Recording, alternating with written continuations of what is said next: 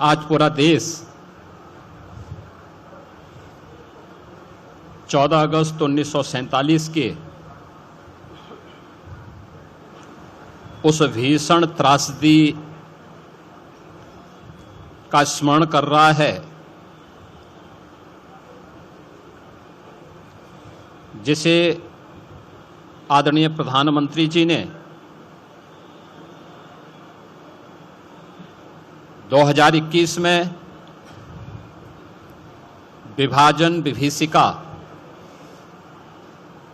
स्मृति दिवस के रूप में वर्तमान पीढ़ी को अपने इतिहास के साथ जोड़ने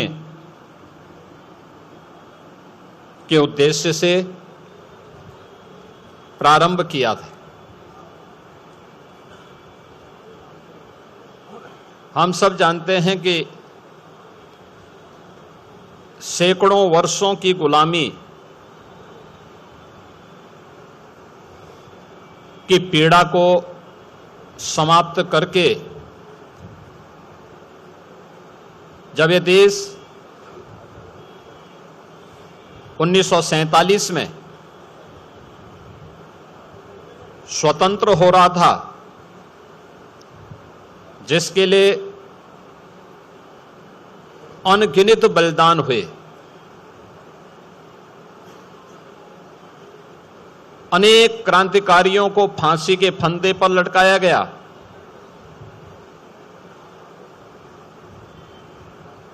देश के स्वतंत्रता संग्राम सेनानियों को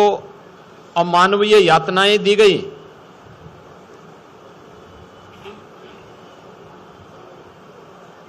लेकिन जब देश इन सब त्याग और बलिदान के बाद 1947 में स्वतंत्र हो रहा था, उसके एक दिन पूर्व अपनी सत्ता लिप्सा और तुष्टीकरण की पराकाष्ठा को पूरा करते हुए कांग्रेस नेतृत्व ने देश का दुर्भाग्यपूर्ण विभाजन भी करवाया था, जो एक सनातन भारत था, पौराणिक भारत था। उस भारत को, उसी की दो भुजाओं को काट करके पाकिस्तान जैसे दानों के रूप में भारत को सदैव पीड़ित करने के लिए, डसने के लिए एक दुश्मन को उसके साथ उसी के हिस्से को काट करके बना दिया गया। यह आश्चर्यजनक है कि 15 अगस्त 1947 के एक दिन पूर्व जब पाकिस्तान का निर्माण हो रहा था, तो पाकिस्तान बनने के पूर्व कांग्रेस की तुष्टीकरण की नीति के कारण जो दंगे भारत में हुए थे, अखंड भारत में हुए थे, वह दुनिया के इतिहास के अत्याचारों की एक पराकाष्ठा को प्रस्तुत करता है।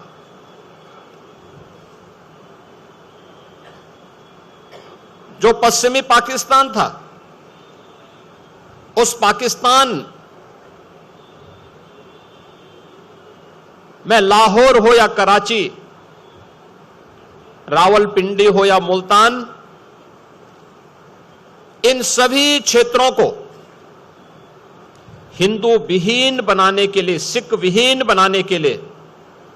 बौद्ध विहीन बनाने के लिए एक अभियान उस समय की कांग्रेस की तुष्टीकरण की नीति पर चलने वाली उनके नेतृत्व के कारण पैदा हुआ था। अनगिनत, यानी जिनकी संख्या कहते हैं कि 14 अगस्त 1947 और उससे पूर्व जो हिंसा हुई विभाजन के कारण करोड़ों लोग बेघर हो गए। लगभग 15 से 20 लाख लोगों का कत्लेआम हुआ, चाहे वह पूर्वी पाकिस्तान के नाम पर या पश्चिमी पाकिस्तान के नाम पर। और विभाजन की उस त्रासदी के कारण अपना घर बार छोड़ करके दर दर की ठोकरें खाने वाले आए हुए हिंदू, सिख, बौद्ध, जैन, क्रिश्चियन, इन किसी के लिए भी तत्कालीन सरकार ने कोई राहत पैकेज, उनके पुनर्वास, उनकी नागरिकता के लिए कोई पुख्ता व्यवस्था नहीं की। उनके लिए कोई स्मारक नहीं। जिन लोगों ने अपने लोगों को खो दिया, जिन्होंने अपनी विरासत को उस दुर्भाग्यपूर्ण घटना का शिकार बना दिया, उनके लिए न कोई स्मारक, उनके लिए न कोई संग्रहालय, न उनके लिए, उनकी स्मृति के लिए, उन्हें स्मरण करने के लिए तत्कालीन सत्ता प्राप्त करने वाली कांग्रेस ने कोई भी व्यवस्था नहीं दी। हम आभारी हैं प्रधानमंत्री मोदी जी के, जिन्होंने विभाजन की